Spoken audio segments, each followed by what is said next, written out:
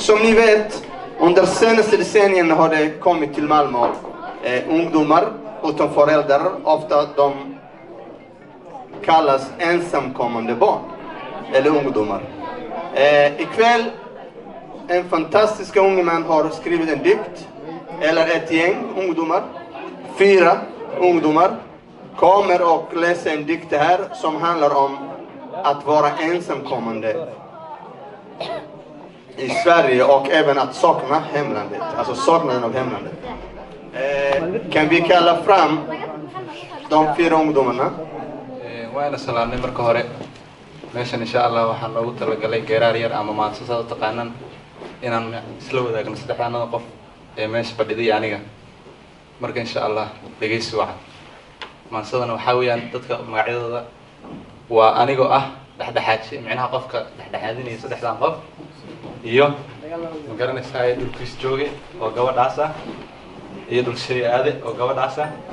يدور سنة وذا إنك معناها شكل سو دول بيندنا بعضية هيك إن شاء الله مركز إنك بلاوي نسا وحنا بلاوي يعني جو دحدحات دكت هذا الكجارسي دواقيق مقالو إلا أن دمينا مرتدي ذا روحه يلا ده يرسل أرياده شيء ما هي قدور سمي أي كلا ديجا يان شدوا عندنا دنا عيقا ما عندين وحنا نسبة بعد جاي حول دقتة النيو ضد حول دقتة النيو ضد كضاف كتشعله دول شيء هذا ضد كضاف كتشعله دول شيء هذا نينك دحلا وجي دقن كولهايو دقده حوليسو هذه جور كوديرون شقدي دول كيسو حد بدنا عبر واقدا ربعت عانه هذه يجوا إسدالرجين عامل كل ما أو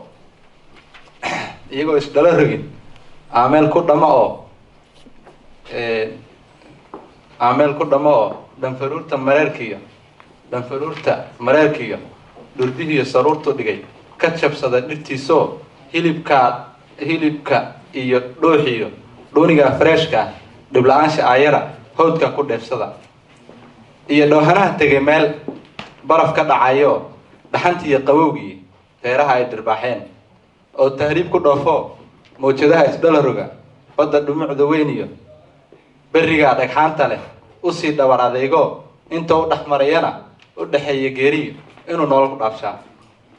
ودحية جري إنه نورك دافشا دان كلام دعدي يابلويه لوضع بعود واقو دودر أفري دول سجوجان كدوي أريدا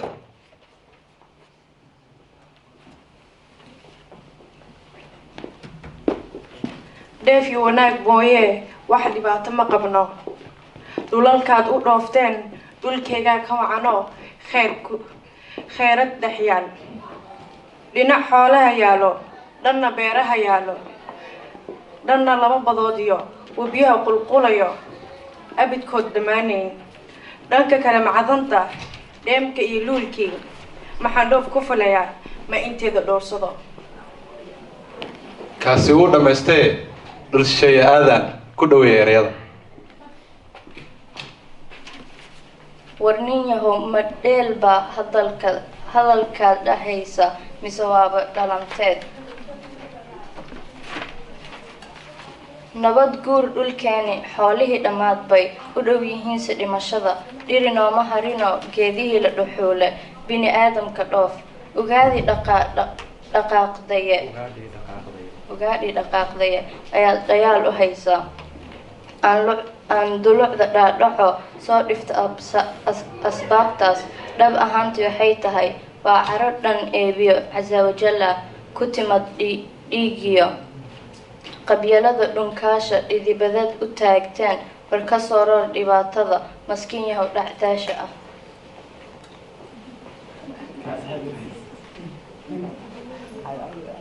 dhakafaaray anigu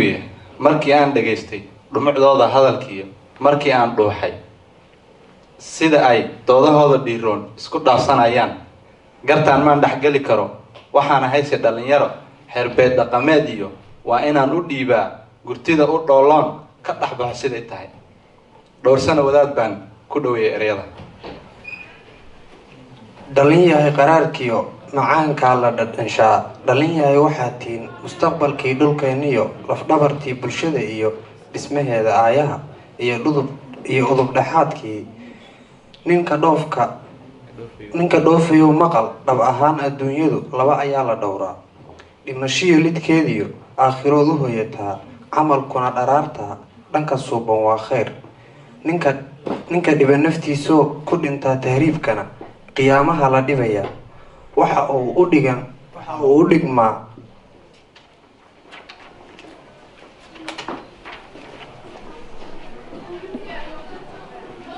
qof isdhaafshay ruuxdii dhanka kalena hooyadii iyo aabbihii ku dhalay oo dhinacaaga joogoo dhuunigaaga ka lahayn ina aad ku soo dhawaaqdood magafaan dhex joogaa dhowr kun buuna sugayaa waxa ay u dhigantaa bahalkaa ku dhaamee adoo nolosha dhaafsho dhiigooda cabbayaa aan idiin dhammeeye dhallinyaray wax maqla oo haddaad wada dhaqaaqdaan ama aadba dhooftaan dhulka yaa u hariyo dhaxli aayihiisa aad ba u mahadsantiin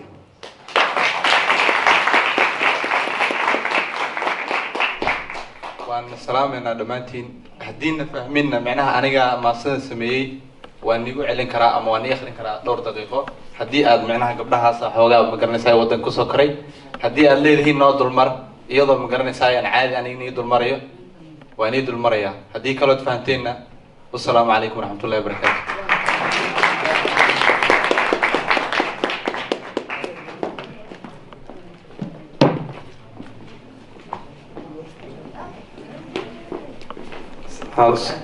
aad baa u mahadsantiin dhalinyaro